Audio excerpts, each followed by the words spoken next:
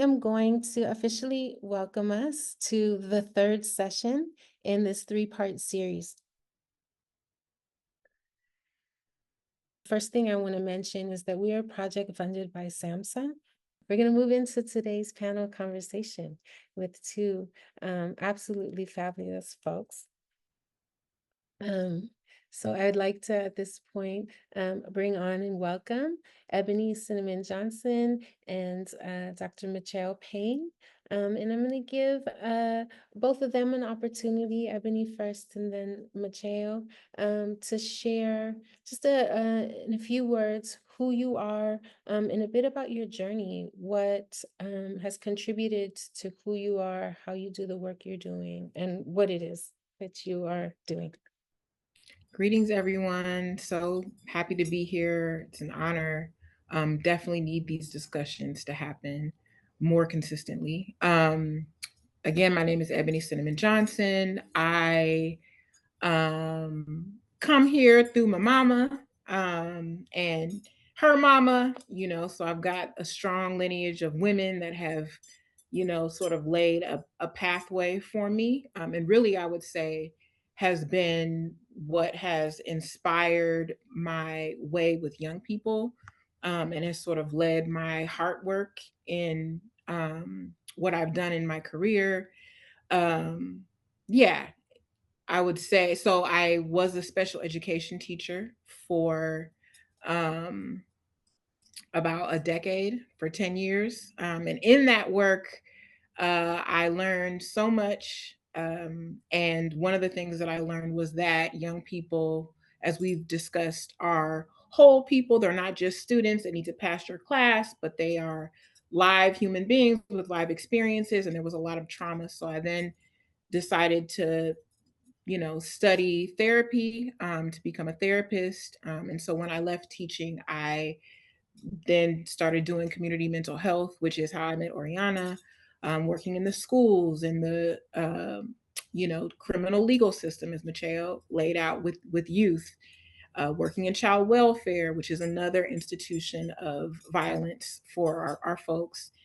Yeah, and yeah, we've talked a lot about some of the things that needs to be present, some of the disruptions that exist, and so my journey has really been to try to support healing for young people and for families as well. And right now, really, I'm in between, you know, positions. I'm sort of, doing some exploration and will be landing somewhere in some capacity, but continuing to do this work of uplifting our folks, particularly young people.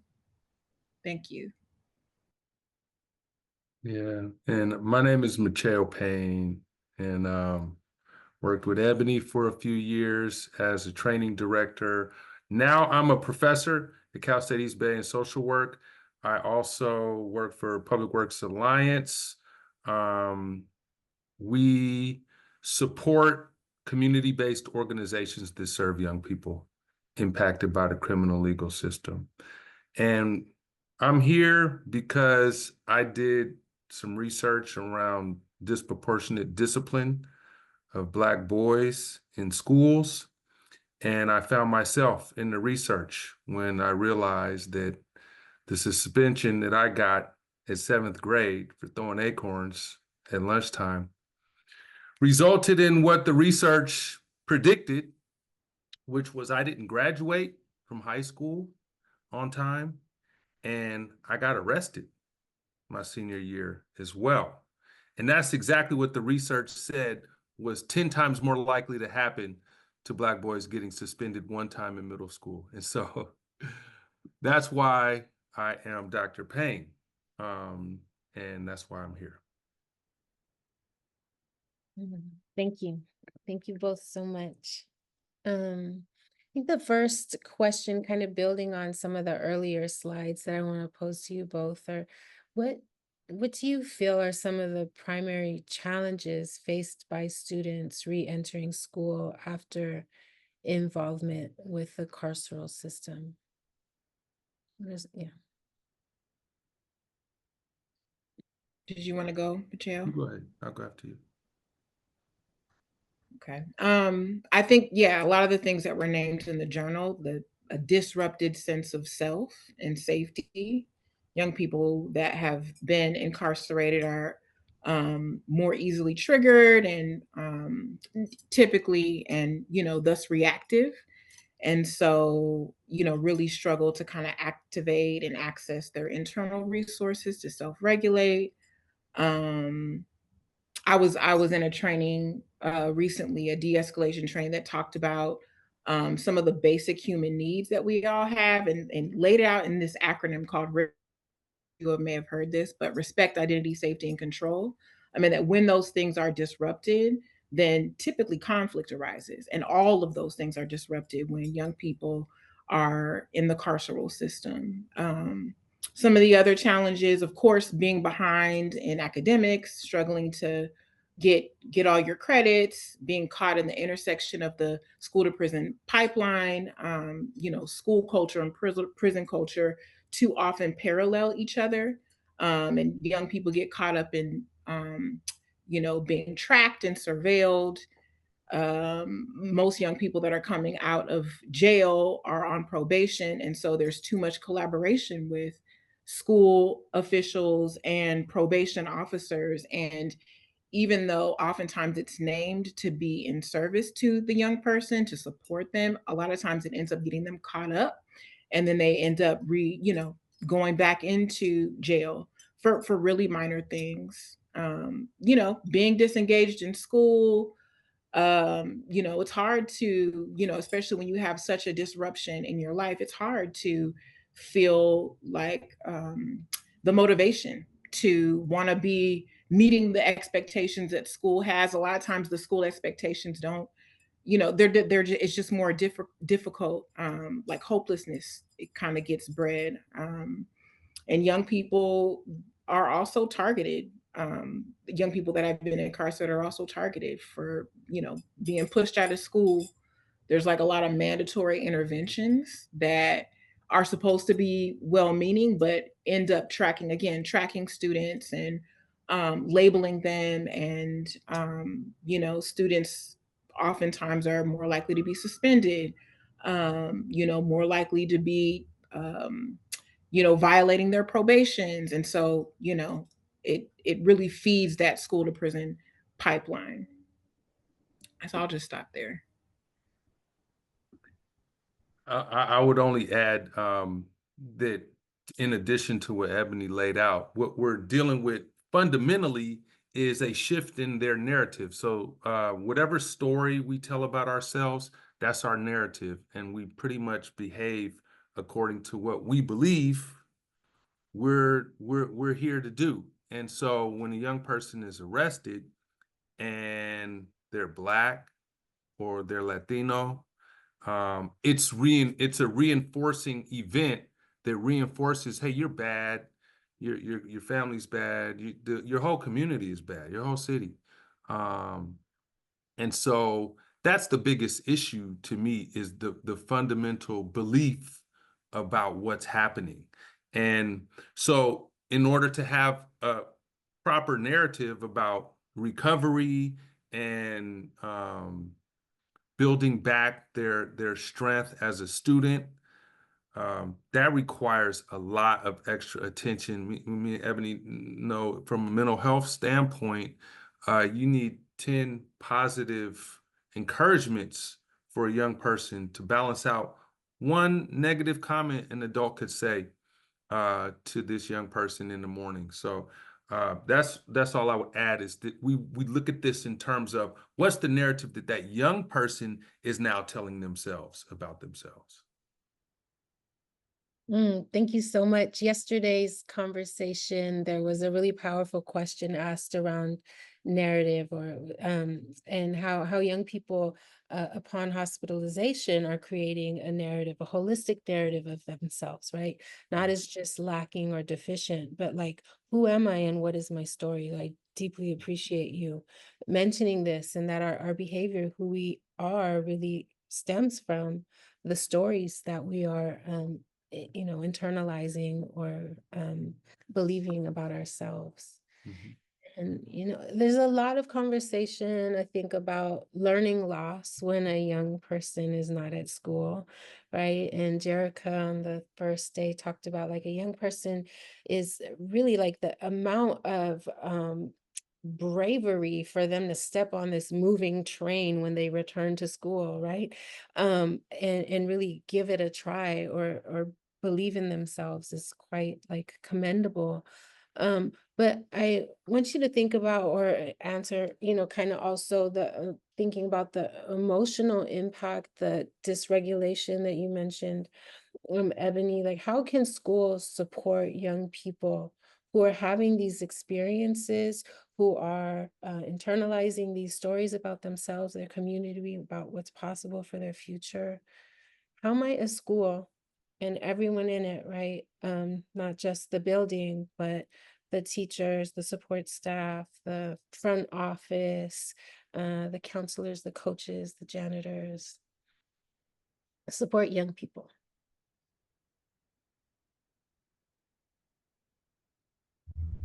Okay, I guess we can just keep that same order.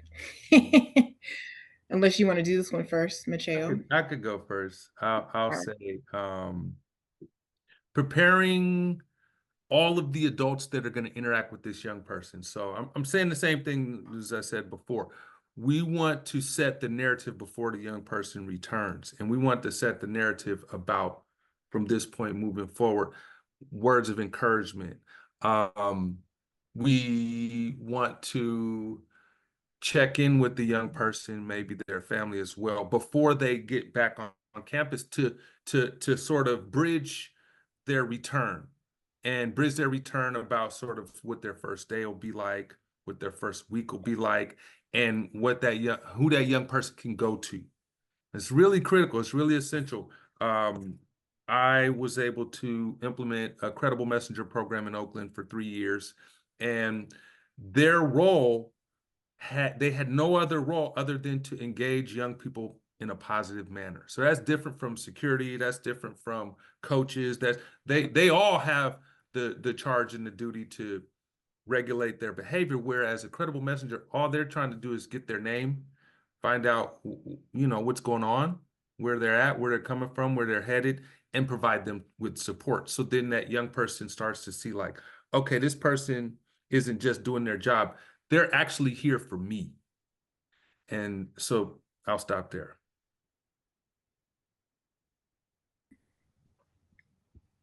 Yeah, I love that. Just speaking to the environment of affirmation and praise, positive praise. That can't be underscored enough. And there's always something that you can identify in a young person, no matter how ugly they may be behaving or how annoying they may be. There's always something you can find to compliment, to praise, and that is just like if you remember nothing else, that is something that goes a long way. And genuine praise, like something that paying attention, young people being seen, holding space, creating intentional space for young people that have been in the crossroad system, that have chosen to come back, to be able to lean in with each other and share their experiences, share perspective with caring adults as well, to be able to also um, be celebrated for coming to school, for being present and like, being on their journey of like, okay, I have goals, I have things I want to do, and creating space to actually, partner with these young people and really tap into what is it that you want, what is it that you are good at, what are your dreams for yourself, and really help to set them up on a path of like, I'm living for something more than just like this particular moment or these bleak conditions that I'm faced with on a daily. And I think also with that is, connecting young people with community resources, like Macheo was speaking about the Credible Messenger. So having people that are not the school resources are very important, and all the folks that are there, but them in collaboration with folks that are and organizations that are in community that can catch youth, because a lot of these youth, as we know, are struggling to stay at school.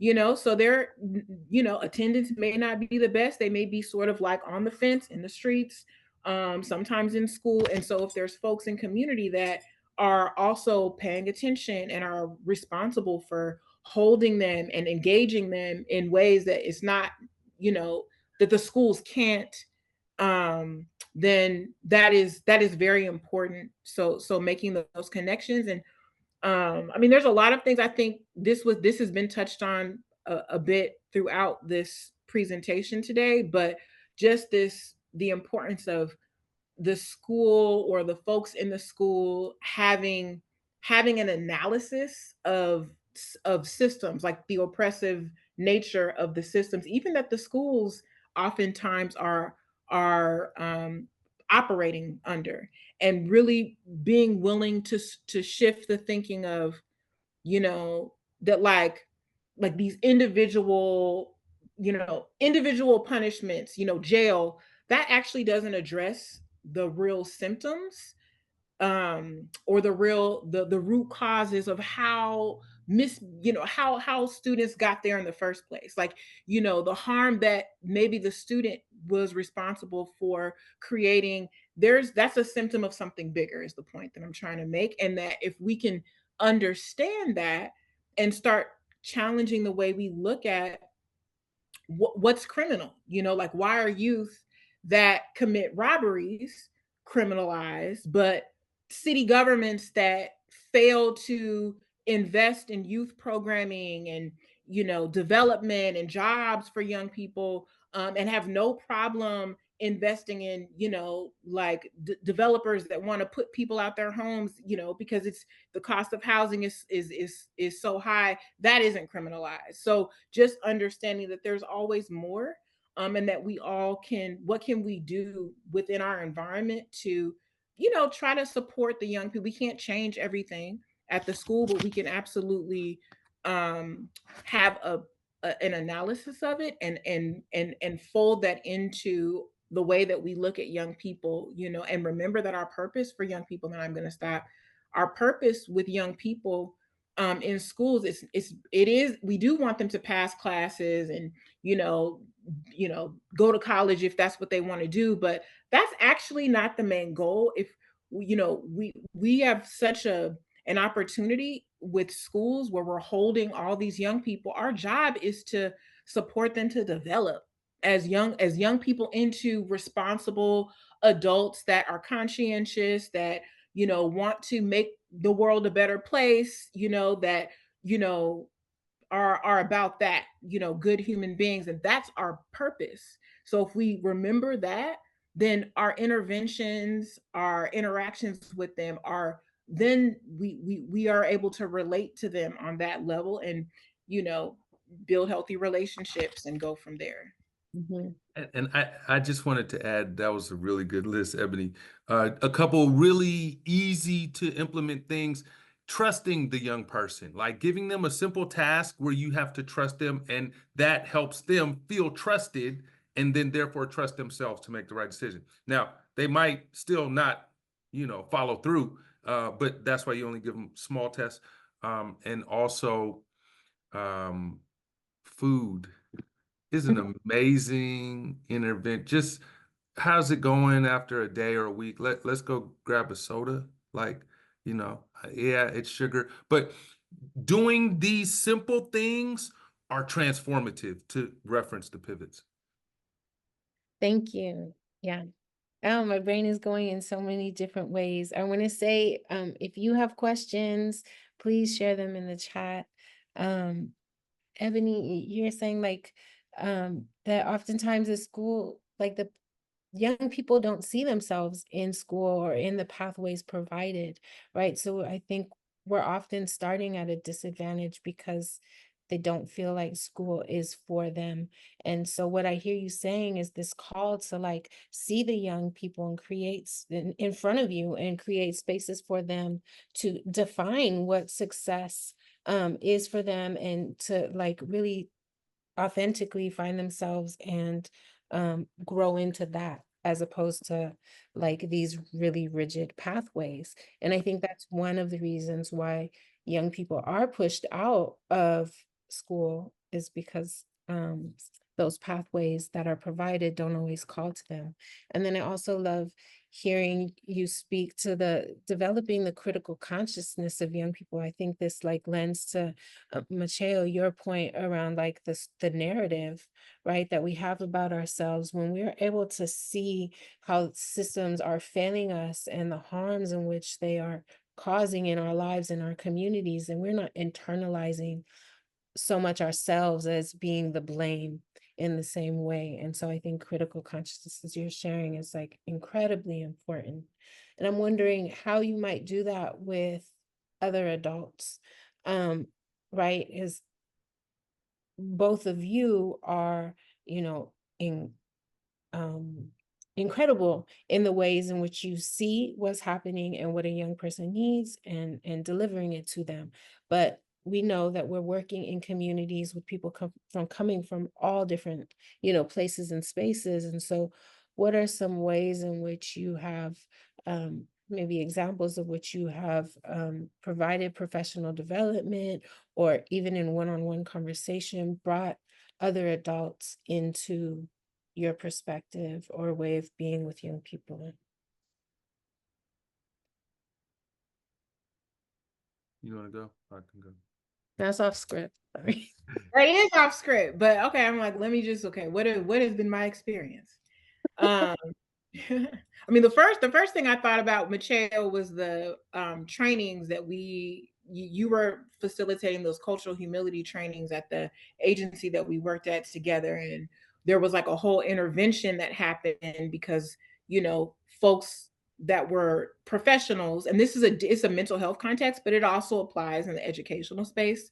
These different institutions, these folks were not engaging, they were being racist and ableist and all these things. And so we shifted the way we were doing our cultural humility trainings to, like have our families leading the helping to lead the training and say, okay, here's how we need to be treated. Here's what you need to know when you're coming in our communities. We are the leaders and the experts of our own lives. And so anyway, that was a beautiful thing.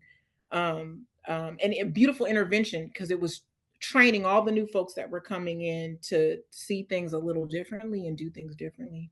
But I'll say, in my like direct service work, a lot of my interventions dealt with youth that I was working with directly on my caseload. And my job as a case manager, both a clinical case manager, but also a education specialist, a special education case manager, was to coordinate services, was to bring people together.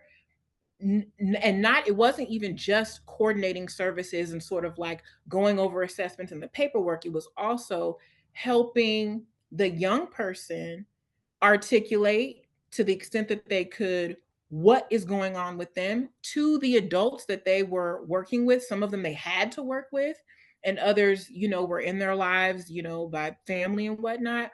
And then also helping to adults understand the larger context. I think, like when we're talking about transformative justice, that lens is really looking at all the parts, that it is not just, the particular behavior or this particular goal, that there's so much more in the environment to look at, and to and everybody has a part. And Mhm. so I think in those sessions, just being able to have like take the time to have dialogue and make space to just talk about needs and talk about what are possibilities of, success, and thriving, and how do we make these things work. That was that's some of how these things have been done. Yeah, I was thinking about how what these children need, and how do we give it to them, right? So it's school. The best thing you could do is academically achieve. So I discovered this way of engaging young people who just got in trouble. They're in the hallway. We're talking to them by diving right into the topic, right? You don't have to be a teacher to start asking questions of the student, of the young person, about what they know, about what they've learned, about, each individual subject. So when a young person returns, you want to reference the last time they were at school, not the fact that they just got out of jail. You don't even want to bring that up. You want to say, okay, the last time you were at school, where were you with algebra, geometry, da da da da? What teachers did you have a problem with? What class did you have a problem with? Or how are you with that, right? Really going into their experience. It's like if you're a football player, right? You want to score a touchdown, right? So if you're a student and you're doing all this other stuff but getting an A, right? Let's figure that out. And in that process, you will discover the young person's willingness or aversion for certain subjects. And then sometimes, eyesight, hearing, other things that impact people's ability to learn reveal themselves. Stuff that would never get revealed if we just keep monitoring their behavior and punishing them for stuff that they're not supposed to do. So it's a mind shift that these young people are truly innocent. They are truly innocent because they are still very much at 16, 17, bigger than me, taller than me. They are still 1000% dependent on the adults and the environment we create around them every single day. And I'll just add real quickly, Oriana, just to that point that, I mean, I think adults have to do their own work. So you have to seek out, the anti-bias kind of training, because we all have these biases. You have to, be great if folks had capacity and access to therapy, or just going, even if it's just being able to take some time to look into your own triggers. What are your own wounds? How do you regulate yourself? Like, those are things that it'd be great if you can offer, and if you can, encourage your school to make these trainings accessible. But these are also things that we are, as adults in these spaces with these young people, responsible for doing, so that we're engaging with them in a healthy way. Thank you. Yeah, I mean, I've been thinking, I've been in schools for about 20 years, and I think the first 5 or 6 years, I would get so frustrated when we would slow down and talk about how we're feeling. And by my 20th year, it's absolutely vital that we are creating the space. Oftentimes we are, not paid enough to access our own healing in therapy, or we are overworked, and so we don't have time outside of school. And so I've really, like you're saying, I really have come to find that it is a school's responsibility to create spaces for healing and reflection for the adults in the space, to really acknowledge our activation and our biases. And young people are so their survival, especially these young folks, their survival is dependent on being able to like suss us out, right? And to see if we are genuine, if we are afraid of them, if we believe in their ability.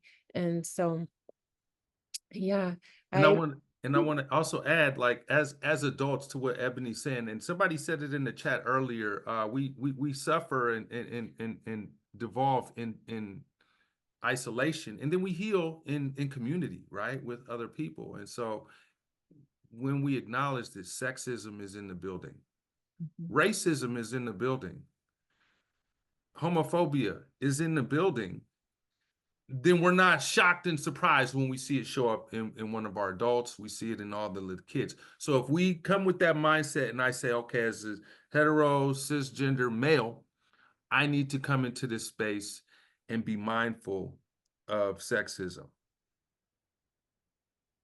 Here, in terms of my own perspective. And if we can all agree to have it out on the table, so it's not a gotcha, but it's a mindfulness, and it's like, okay, let's be mindful that these things are present. It's not about there it is, there it is, there it is, because we've all denied its existence. Now we're in a place where we got evidence, we got proof. It exists. It's still here. We haven't gotten rid of it just because we've talked about it a lot more lately. And so we need to stay focused on those issues as adults as well. And we kind of have to build our own skills on how to, I had to develop my own skill, how to say to another Black man, that's bullshit. That's homophobic. That's sexist. That's, why are you saying that? Why are you thinking that? Why are we having this conversation? Because it's harmful. So we have to have the courage to say that to each other of our own in group, to challenge that. The more we do that, the more the young people will feel safe. Mhm. Thank you. Yeah. Yeah, there's some beautiful questions coming in somewhere. So I'm gonna pose them, and I think a story came to me, Mateo, as you were speaking of sitting with a young person who was re-entering from suspension. He had stolen someone's laptop, someone he actually had a close relationship with. Um, and he had brought in his backpack nothing but like all his trophies from spelling bees when he was in middle school, and he was like 16. And it just um it spoke so deeply to me that he was walking around with these in his backpack, that he wanted to share that with us, that it was part of who he was. So as you're talking about, like, go into a lot of behavior is to avoid something, right? Is avoid the difficulty and vulnerability of learning, right? And so how can we have these honest conversations about like what your learning experience is like and how to help you um be more uh successful in learning things that are important to you here at school. And so yeah, thank you. Thank you for activating that memory in me of that young person. One of the questions is, how can we provide opportunities for young people to share their stories of system involvement with their school folks? Or do you think it's necessary? And if so, how might we go about doing so? One, just real quick, if it's adults, if it's a mixed space with young people and adults, when adults self-disclose, I know this ain't the therapeutic way of doing it, but I got, a community that I look after. So when I want to get young people to share, I have to share. I have to share about my kids and my struggles in my life when I was in school, and they'll open up and share twice as much. Mhm. Because then they're skin in the game, as opposed to the therapeutic medical model of, you don't know nothing about me but my last name. Yeah. Yeah, I immediately thought of the same thing.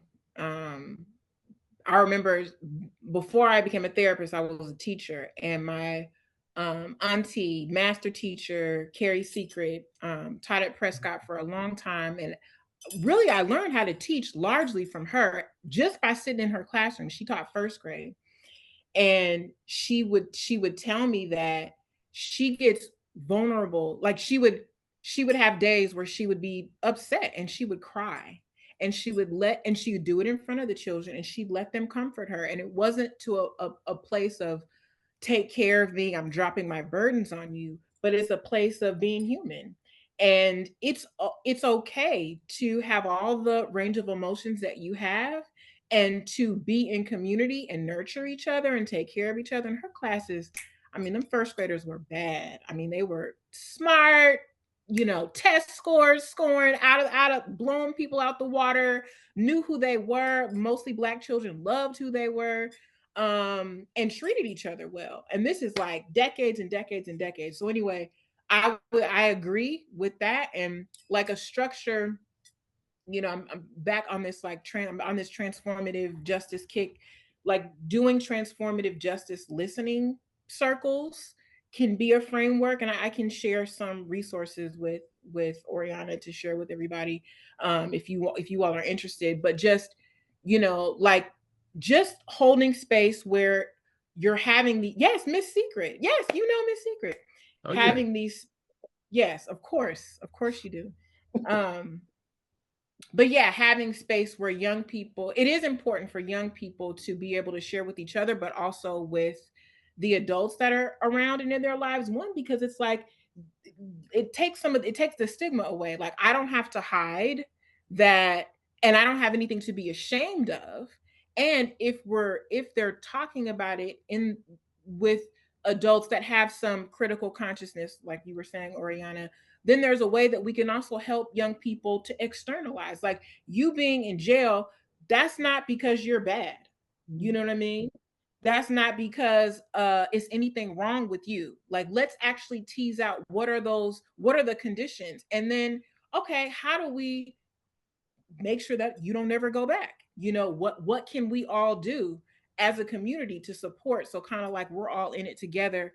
I think that's really important. I think that's important. It's important for young people to be able to share vulnerably in community, at school, as a practice in general. Like, that is very, very important, because it's humanizing. And this piece around, the last thing I'll say, the piece around that you were talking about, Mateo, around adults being able, we being able to say, look, we know it's racist up in here. It's, capitalism is a terrible thing. It's why mass incarceration is like, if we can say these things and not shame each other for exhibiting these things, because we all are up in this, right? And create like these moments where our youth are, sort of expressing manifestations of these ills, moments where adults are doing it. Look at it as a gift. Okay, here's an opportunity for us to, like, face it and learn more about it, and help each other learn more about it, so we can grow past it, and so that we can have a culture of naming it, without it being a, like, cancel culture, or, I because that's also very punitive, very carceral, when we just get rid of people because they, and that's what we do with our children. So as adults, we have to be in practice that way too. I'm hearing you both like really affirm the importance and power of sharing our stories. And I'm wondering if you can say a word or two more about creating safety in that, or like what are some considerations when we are asking young people to disclose their experiences or parts of their story or lived journey? Yeah, so we're all like this, right? We think of the worst, right, before we think of the best. And so a young person coming back is going to think people are talking about them. So if you talk to other adults and you tell them something positive about the last time they were in school, or something strong about them, and tell other adults, and those other adults go to that young, oh, you're so and so. Oh, I heard about you. I heard you're da da da. And whatever that positive comment is so crucial, because the young person's thinking the opposite. When they think everybody, the teachers, the kids, the neighbors across the street, know that they just got out of jail. That's what our brains do. So positive gossip, like telling other adults, hey, this is what's good about this young person. And to the comments, yes, when you are self-disclosing, you don't go too far. You go far enough to make a point, and create a sense of vulnerability that doesn't put your safety at risk. But you also have to create the container, and allow the space. Don't have a young person start opening up, and then, oh, okay, it's we have 10 minutes. We have 3 more comments. Don't do that, right? If you want them to open up and share the experience, create the space. Have some drinks, have some snacks. Don't just try to do it on the fly, because we go to the doctor's office and we're sharing sensitive information, right? There's a space created for that. Mhm. Thank you. I'm hearing the intentionality like built into the school culture prior to this even happening can support a young person upon reentry. Sorry, Ebony.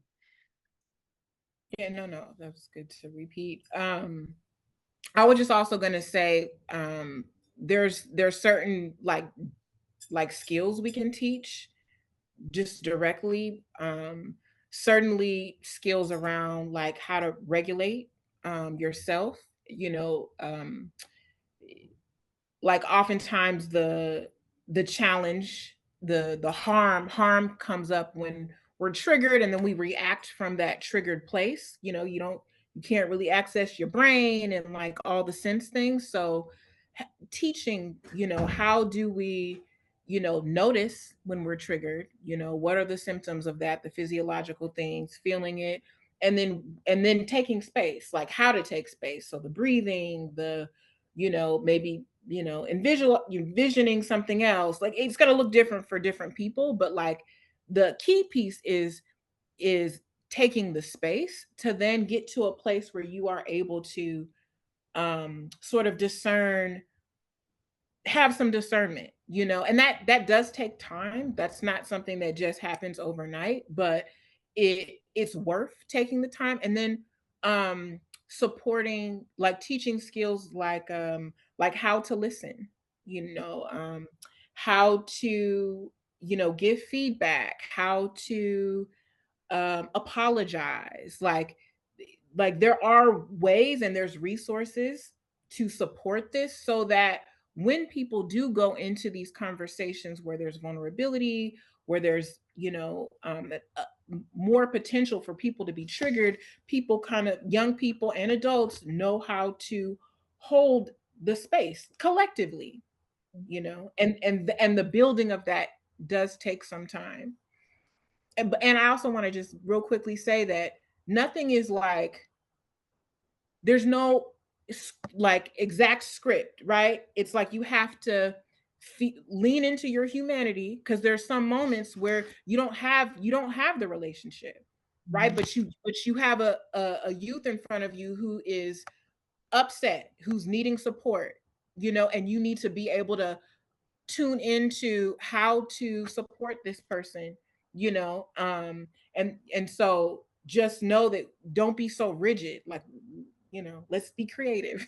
Just want to close by sharing our deep appreciation for both Mateo and Ebony, your experience, your wisdom, your passion, your clear analysis is just so incredibly beautiful to hear and to feel. And I know that we are all touched and our young people are touched as a result of hearing your words today.